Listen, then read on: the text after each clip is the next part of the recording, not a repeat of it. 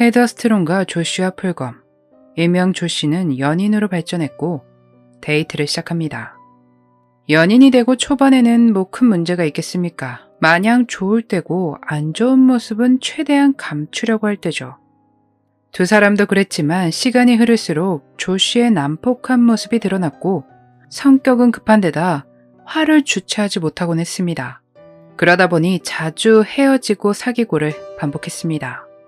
2003년 헤더와 조씨는 다시 만나기 시작했고 함께 살기 위해 플로리다주로 이주를 합니다. 그리고 2명의 자녀를 낳았죠. 참 좋았는데 두 사람의 사이는 이전처럼 나빠지기 시작했고 2008년 헤더는 그를 떠날 결심을 하고 그에게 아이들과 자신은 떠나겠다 알렸습니다. 헤더는 조씨를 떠났고 동료인 벤자민 맥컬럼과 이사를 합니다. 그렇게 두 사람은 친밀한 사이로 발전했죠. 조씨도 새로운 애인인 에밀리아 카와 사귀기 시작했습니다. 두 사람은 2008년 11월에 약혼을 하게 됐죠. 헤더와 벤자민은 사이가 좋았는데 왜 그런 결정을 했는지 모르겠지만 헤더는 조씨와 다시 재결합하기로 했고 2008년 12월 결혼을 합니다. 결혼을 하고 6.15 말다툼이 일어났고 조씨는 총으로 헤더를 위협하다 체포되어 수감되게 됩니다. 이런 사람 뭐가 좋다고 에밀리아는 수감되어 있는 조씨를 찾아갔고 두 사람 사이는 다시 불타기 시작합니다. 에밀리아와 조씨의 어머니는 아들을 감옥에서 빼내기 위해 노력했고 헤더를 찾아가 조씨를 석방시켜달라는 편지를 써달라고 요청합니다. 당연히 헤더는 거절했죠. 자신을 위협한 사람을 누가 풀려나게 하고 싶겠습니까? 하지만 그런 건 조씨의 가족에겐 알 바 없었겠죠. 그들은 계속해서 편지를 써달라고 요청을 했습니다. 그러나 헤더가 들어주지 않자 에밀리아는 화가 났습니다. 저는 여기서 에밀리아와 조씨가 정말 끼리끼리라는 생각을 했는데 헤더가 요청을 안 들어주니까 에밀리아가 칼을 들고 헤더를 위협한 것입니다. 마침 옆에 있던 제임스 에이컴이라는 친구가 두 사람의 사이에 끼어들며 말렸죠. 이 사람은 에밀리아의 첫째 아이의 아빠였습니다. 결국에 헤더는 요청을 받아들였고 조씨가 풀려날 수 있도록 편지를 써줬습니다. 얼마 뒤 헤더는 제임스와 사귀기 시작했고 2009년에는 함께 살기 위해 이사를 했습니다. 데이트도 하며 연인 관계를 발전시키는데 얼마 뒤 조씨가 풀려납니다. 2009년 2월 15일 직장에 출근한 헤더는 조씨로부터 전화를 받고 동료들에게 그가 지겹고 아이들을 데려가게 두지 않을 것이라고 화내며 말했습니다. 그리고 이날은 조금 일찍 퇴근해서 집에 돌아갔고 헤더는 조씨의 차에 타 있는 것을 마지막으로 사라집니다. 아무것도 모르는 헤더의 애인 제임스는 집으로 돌아왔고 집안에 헤더의 물건 일부가 없어졌다는 것을 눈치챕니다. 그리고 메시지 하나를 봤는데 나랑 헤더는 다시 시작하기로 했어 라는 조씨의 음성 메시지였죠. 2009년 2월 24일 가족이 헤더의 실종 신고를 합니다.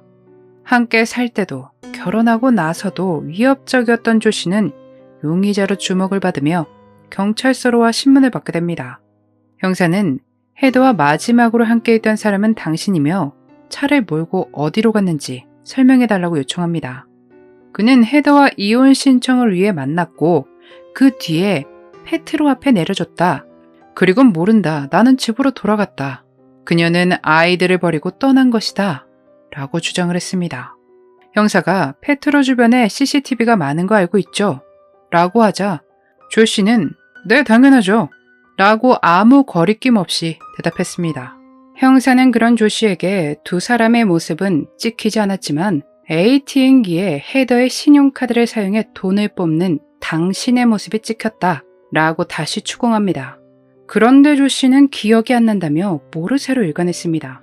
그 밖에도 그의 트럭을 조사하다 이혼 서류 더미 사이에서 타이핑된 헤더의 편지를 발견합니다.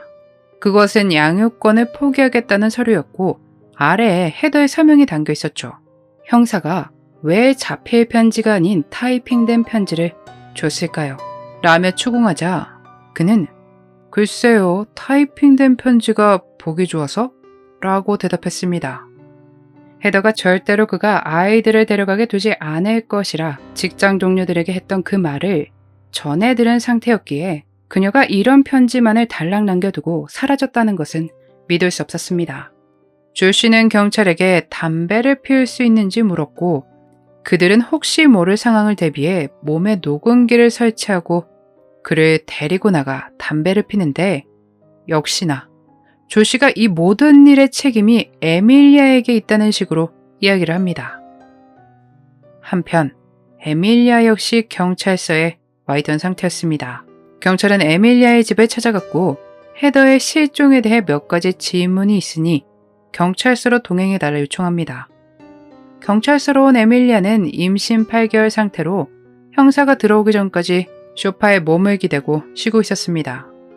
형사가 들어오자 그녀는 형사에게 피곤해 보인다고 농담을 하며 헤더를 꼭 찾기를 희망한다고 말했죠. 몇 가지 이야기를 나눈 형사는 잠시 자리를 비우고 다시 돌아옵니다. 그리고 조 씨와 담배를 피우며 녹음한 것을 들려주었고 에밀리아는 할 말을 잃은 듯 잠자코 있었습니다. 경찰은 그녀에게 더는 질문하지 않고 집으로 돌려보냅니다. 그리고 이때 여동생과 차로 돌아가는 길에 범죄의 세부 사항에 대해 이야기하는 것이 녹음됩니다. 어떤 방법을 썼고 어떻게 했으며 어떤 식으로 범죄를 저질렀는지 이야기한 것이었죠. 조 씨는 헤더의 카드를 쓴 혐의로 구금시키기 위해 그의 소지품을 봉투에 담는데 자신을 감옥에 데려가기 전에 엄마와 통화를 하게 해준다면 헤더가 어디에 있는지 알려주겠다. 에밀리아가 헤더가 어디 있는지 내게 말했다. 라고 제의를 했습니다. 그렇게 3월 19일 헤더의 유해를 발견합니다. 경찰은 다시 에밀리아를 경찰서로 데려왔고 헤더의 시신을 찾았으며 조 씨가 말해줬다고 알립니다. 그러자 곧 에밀리아는 조 씨를 비난하기 시작했습니다. 나도 억울하다. 나는 창고에 갔다가 헤더가 의자에 묶여 앉아 있는 것을 보았을 뿐이고 너무 겁을 먹었다 라고 형사에게 알렸습니다. 집에 돌아온 조 씨에게 이게 무슨 일이냐고 묻자 조 씨로부터 자신이 헤더를 살해했다는 이야기를 전해 들었답니다. 조 씨는 그곳에 두 사람이 다 있었다고 했지만 에밀리아는 몇 가지를 목격하긴 했지만 그곳에 함께 있지 않았다고 주장했습니다. 그렇게 계속 자신은 참여하지 않았다는 주장을 했죠. 그런 그녀에게 추가로 들어온 제보를 알려줍니다. 에밀리아가 다른 사람에게 $500를 제시하며 헤더를 데리고 오라는 이야기를 했다는 제보였는데 그녀는 네, 저도 소문 들었어요. 라고 말했죠. 그런데 자신은 그거랑 관계가 없다고도 덧붙였습니다. 2009년 3월 후반 에밀리아는 감옥에서 구금된 상태로 네 번째 아이를 낳았고 그녀의 다른 자녀들 모두 위탁보호시설에 보내지며 그녀는 자백을 합니다. 아이들과 재회하기를 바라며 그렇게 했다고 하네요. 밝혀진 사건 당일은 이렇습니다. 조 씨와 헤더가 사라졌던 그날 조 씨는 헤더를 옆에 태우고 에밀리아의 사유지로 이동했습니다. 창고에 에밀리아가 돈을 숨겨놨다며 그녀를 그곳으로 이끌었죠. 그 둘의 뒤를 몰래 에밀리아가 따랐습니다.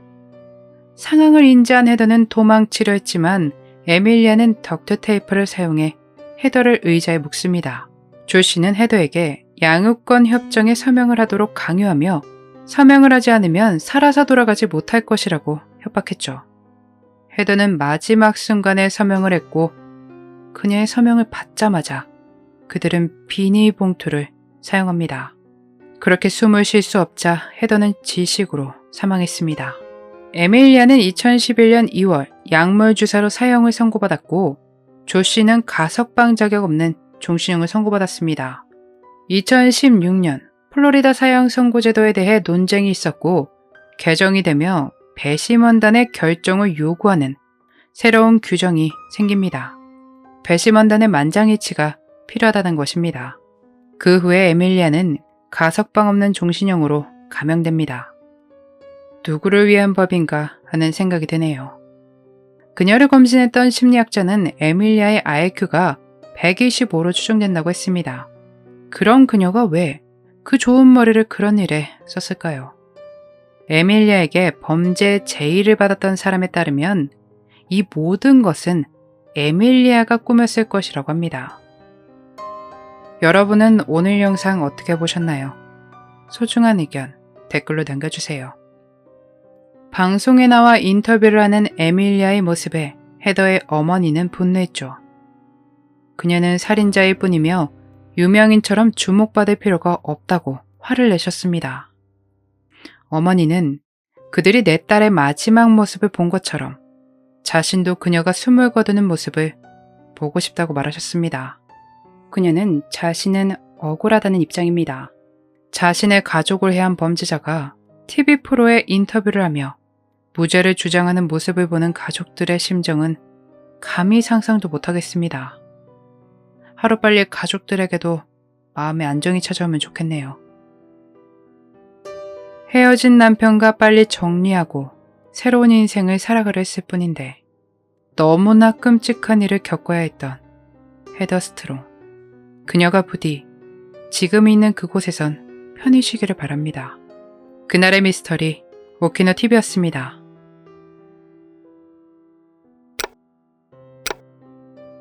마지막까지 시청해주셔서 감사합니다.